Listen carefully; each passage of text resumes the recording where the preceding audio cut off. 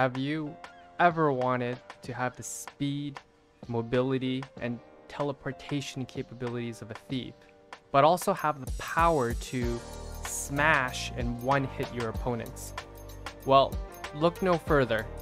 I have that build for you, and it is the Warhammer build.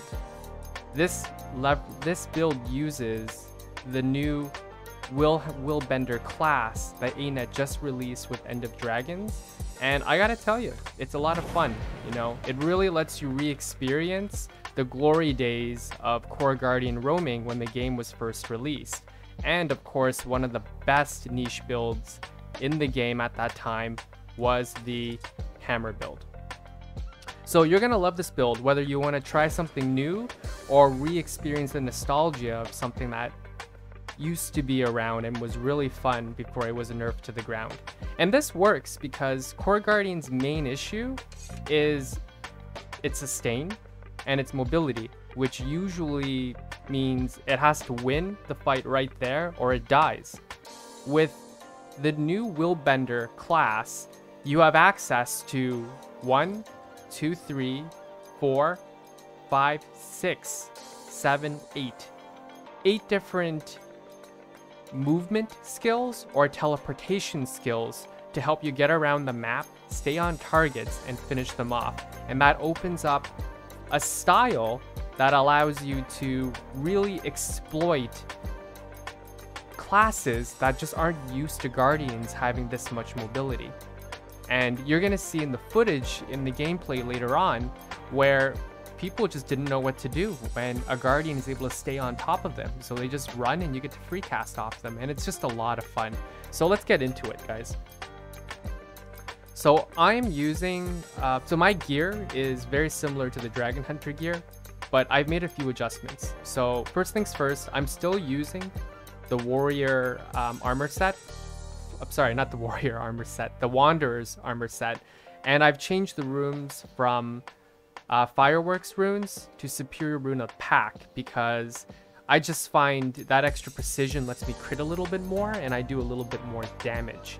And the boon duration's about the same. So it's more or less the same, except the Fireworks rune lets me get new boons every 20 seconds. The Pack runes lets me get new runes every 30 seconds, but I also have 120 precision that remains permanent. The trinkets I'm probably going to change over time, but in the meantime, I'm using the same trinkets I was using on my Dragon Hunter. So you can just copy the stats if you want to have a nice starting point, okay? The new stuff though, I am using 2 swords and I'm using a hammer, and let me tell you why. So the sword set is going to be the set I'm going to use to build boons and to bait out dodges. So really important, I don't have to use Sigil of Strength, but I like Sigil of Strength because I always find I have like a might stack sitting there. So it's just nice to have some residual damage that can be increased. And my second sword has the Sigil of Rage because I find there is a cast time with a lot of the sword skills, like 3, 4, and 5. And I find if I can crit and then land my hits right after, I can do a bit more damage. So I highly recommend Superior Sigil of Rage for this build.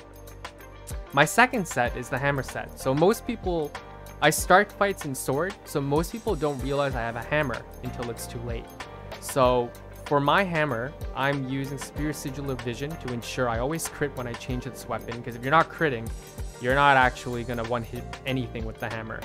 And I'm also using the Superior Sigil of Agility because that extra second of quickness actually helps me land my hits on my opponents. So it's really important that you use something that can change the timing of your weapons, because if you don't do this, your hammer is very easily telegraphed and they're going to be able to avoid it, and nobody wants that. You know, that just sucks.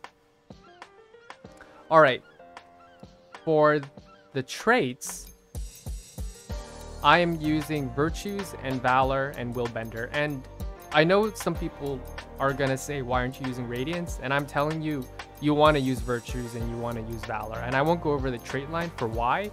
All you need to know is Virtues contribute to your survivability because your Virtue 2 is an evade and your Virtue 3 provides you kind of the only sustain you have with this build.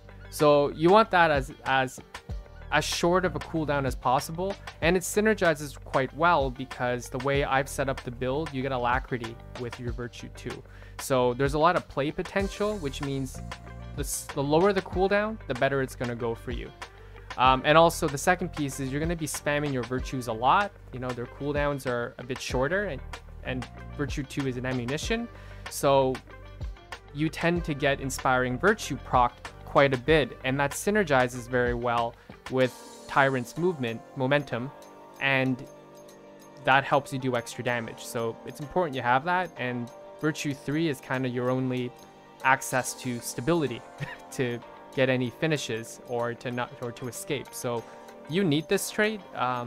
Radiance lets you do a bit more damage, but you're not gonna, Virtues is better. You're not gonna survive very long without Virtues.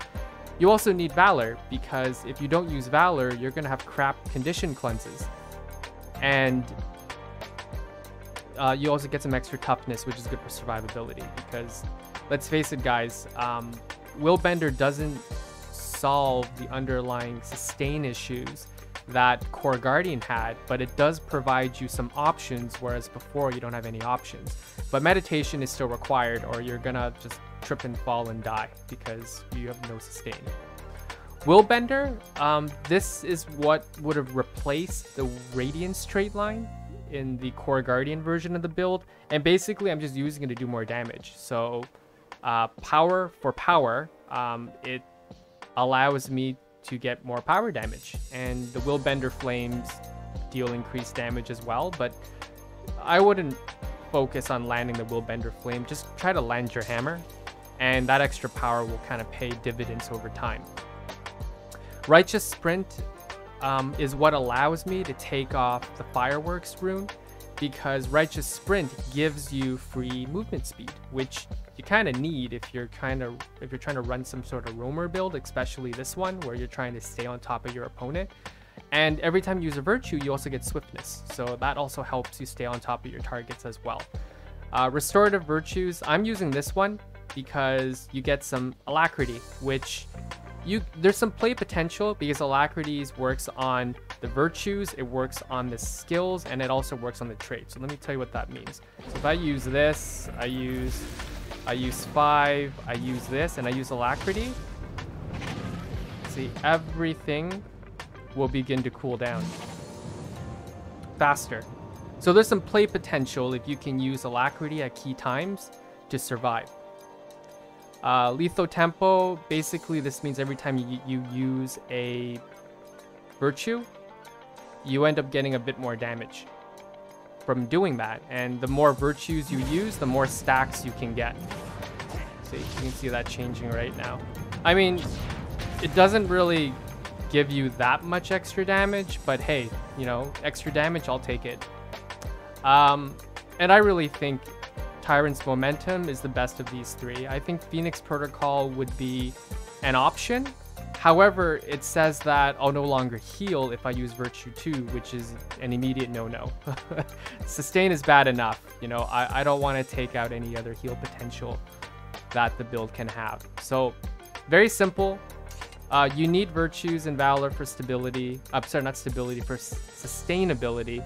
And you need Willbender to do that extra piece of damage. And you get some nice movement speed, which opens up some potential for you to use other runes. Okay?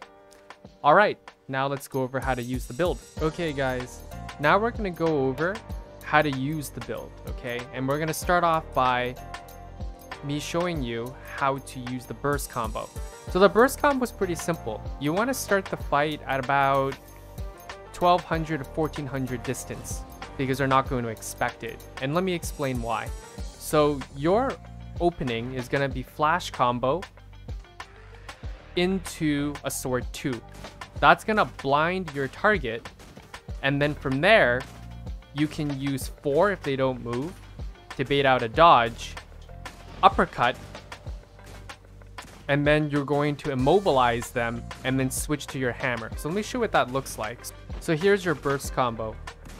You're going to use flash combo to get close, sword 2 to blind, bait out a dodge with sword 4, uppercut, immobilize, hammer. Okay, so that's the ideal starting combo, but you don't have to do that. The goal of this is to bait out dodges and possibly immobilize them before you switch to your hammer, because you don't want them to dodge the hammer burst. So we want to start the fight with flash combo and sword 2 because they can't anticipate that. It's an instantaneous attack. Then while we're close, we don't want to telegraph our rushing justice, which will proc our damage modifiers. We want to be able to bait out some dodges with sword 4, and then afterwards use and immobilize right before switching to the hammer. It's that simple. Defensively, what you can do with the Willbender is you can increase the sustain, but if you do that, it's going to come at the cost of damage. So what you can do instead is, in order to, your sustain is completely dependent on your mobility skills. So what I can do is, if I'm low on cooldowns, your sustain is completely based on mobility skills. So if I'm low on cooldown, what I can do is I can port away and then use my alacrity to reset my cooldowns. And then just keep dodging until you get it, until you either get all of your cooldowns off so you can re-engage. The last little bit about Willbender defense is, I want you to look at it like you have 4 dodges. And the reason why is because Virtue 2 is actually an evade. So while you're fighting, you can actually use sword Virtue 2 like an extra dodge. And the distance is actually greater than a regular dodge distance. So look at it that way. Think of it like you have 4 dodges and not 2 dodges. And then you have your ports to control distance. You got some blinds, and of course you have your elite. And I also use shelter in order to do some blocks as well too. So you got enough sustainability to survive, but remember, you can't sit there and face tank. In my opinion, Willbender is like Thief without the stealth. So you have to use your mobility skills to get out of range, either regroup and outnumber someone, or just get out of range, reset your cooldowns, and then try again. Okay, so that's about it. It's not a complicated build. It's very similar to the Core Guardian Roamer, but it's improved and its mobility allows you to use the hammer. So let me put on some gameplay and take a look at some of the one-shot highlights.